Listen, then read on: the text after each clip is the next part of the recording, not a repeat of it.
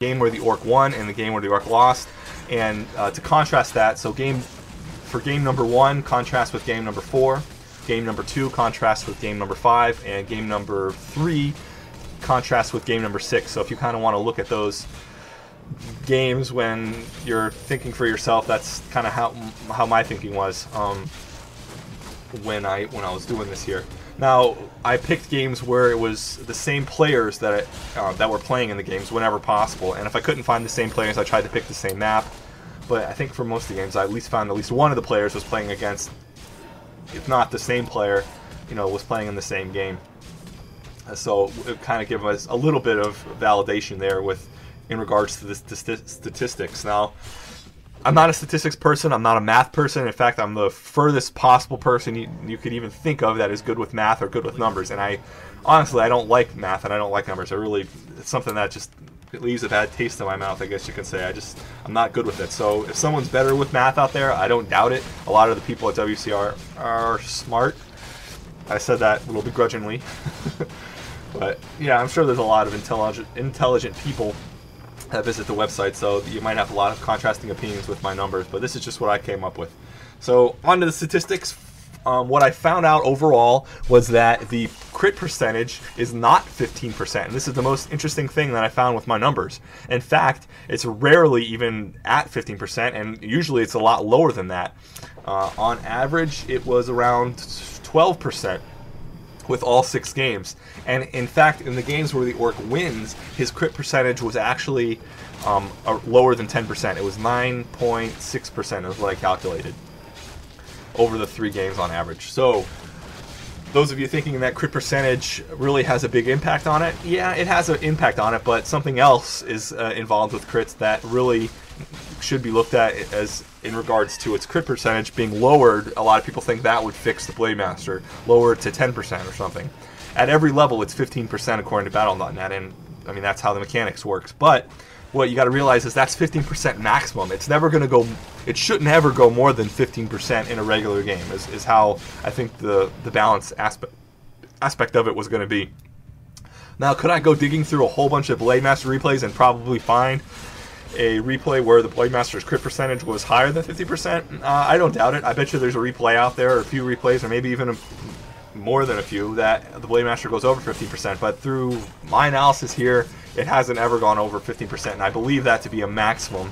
So, but chances being what they are, they could always be a lot more. Like I said, he has a chance to crit 100% of the time. Really, if you really break it down and think about how it could work.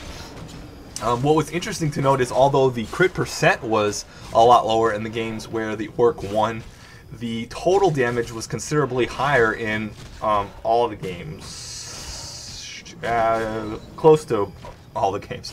Game 2 and Game 5, Game 5 where the orc lost, his crit percentage was higher, or his crit damage was higher, but his crit percent was also a lot lower, so that's a little weird there. I mean, it was pretty balanced. It was pretty even on that. What I did to calculate the crit percentage was, at level 2, when the Blademaster actually trained Critical Strike, I started counting every attack, and every time he got a crit, I marked it down. So we looked at total crits versus total attacks after he got the Critical Strike ability, and that's where I got my numbers from. So that's how it's kind of validated there. The average damage per attack, and we'll look at overall real quick, was average crit damage that the Blademasters were doing in all the games was 118 damage. So something to consider there, looking at how much a Blademaster is going to be critting how often. If we're talking 12% of the time, he's going to be doing 118 damage in a crit. You guys can kind of run those numbers quickly through your head and figure out how much of a risk it is to stay around with a 12% chance that Blademaster is going to do on average 118 damage to your unit. So if you have some low HP archers around, if you have some low HP footmen, or low tier armors, or a really weak hero coming out, like let's say a Lich at level 2 or at level 1 when he comes out at tier 2 is very weak considered to a level 3 Blademaster. Of course he's going to go down, even with frost armor and a coil. That's usually not enough to save a Lich from a critting Blademaster. Do you want to risk not having a potion of invulnerability or potions of health on him? Probably not. So something to consider when you're up against the orc is make it so you can defend against his target. You know he's going to be targeting the Lich when he comes out, you know, as soon as he sees him, because that's going to be a lot more vulnerable than, let's say, your Death Knight, or if you go other heroes. You know, obviously the Orc's going to try to pick off the weakest units he sees. If there's lower HP ghouls, as opposed to, you know, an Abomination there, he's probably not going to target the Abomination. So use that knowledge to your advantage, you know. If you know he's going to be focusing on those low HP units, get ready to move them around, or get ready to coil them, or do whatever you can to save them. You got something, you got a bit of an advantage there, knowing that most Blademasters are going to target and pick off the weak units there.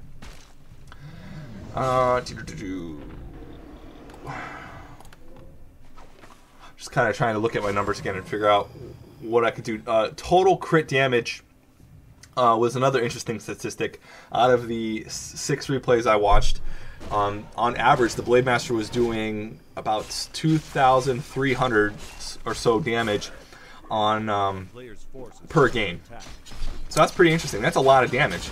But consider this: the Orc army really isn't a damage-based army. There aren't very many. I mean, outside of Wyverns, Grunts and Raiders, they're not doing that much damage. The core damage that the Orc army has is the Blademaster. So take him out or hurt him, you're really hurting the overall damage that Orc army can do to you. So that's something that I think that if any consideration is made with nerfing the Blademaster anymore, that they really need to consider that the Blademaster is pretty much the core DPS for the Orc army. And conversely, when you had Farseer and the Tauren Chieftain back in the day, Chainwave was the core damage of the Orc army. And when you could counter that with Scrolls of Healing, it became a lot less effective, and therefore it was a lot easier to beat Orc armies. I mean, you still have the control of Stomp and Hex and Ensnare and all those great things that Orc has to stop your army and control the fights, which is what I think an Orc army really is. An Orc in general is just a control army, if you really think about it, as opposed to any other race. They're not damage other than their Blademaster, but their army itself, if we're just focusing on that, is pretty core about control. You got stasis traps and stuff. I think that was their intention when they were originally built. Alright, well, I went over the abilities and statistics already, and we're about 17 minutes into the game, or audio, so I wanted to go over some other things, and I wanted to go over the counters to the Blademaster. Now, a lot of this is theory crafting, and some of it actually has some merit to it, because I've seen it in pro replays and other replays too. So, we're focusing more on the undead, and I might do other commentaries like this for the other races to really focus on those abilities, but I'll briefly mention them as I'm talking about it. But to start, we'll go with undead, and we'll focus on the units first. The first unit that has to be considered when you're talking about counters to the Blademaster is Banshee. Curse is so underutilized. Banshees are so underutilized in the undead sense of the word. I rarely see undeads go Banshees, and when I do, it's very, very effective versus Orc armies. The reason being because Curse is insanely low mana cost. A Banshee can cast like 1 billion of them, it seems. I don't know the statistics on it, but she can cast it easily. And the cooldown on it is pretty insignificant. I think it's like a second.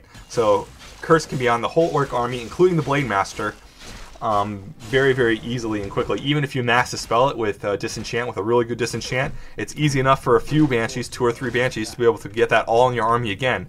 And if it turns out to be a war with who can cast Curse versus the Orc casting disenchant, I believe Curse will win that. Something interesting about Curse that I don't think a lot of people realize is it lasts 60 seconds. Count them, 1 minute on a hero. Amazing. That just in itself is mind-boggling to me that players aren't using that. That is a significant debuff to the Blademaster. When you look at his overall chance to hit being not dropped by 33%, that's insane. And that encompasses crits too. He has a chance to do a miss on his crit. So even if he does get a crit through his crit percentage, if he has Curse on him, that is completely going to be negated and missed. And a lot of the replays I watched where Banshees were used to counter the Blademaster, it looked like it was more than 33%. I mean, the guy was missing 3 and 4 attacks in a row. Out of 10 attacks, he maybe hit 2 of them. So really consider, if you're an undead player facing the Blademaster and having troubles with him, mix in those Banshees. Curse is amazing. Another unit that I want to look at, it's kind of underutilized, and a lot of people probably have it on the tip of their tongues already, is the Necromancer. Necromancers have an ability called Curse. It's the master ability, and it's a supreme debuff to the Blademaster. And really, I wouldn't want to be using this on units unless you're maybe chasing or something. The big downfall to Curse, and maybe if anything, I think Curse needs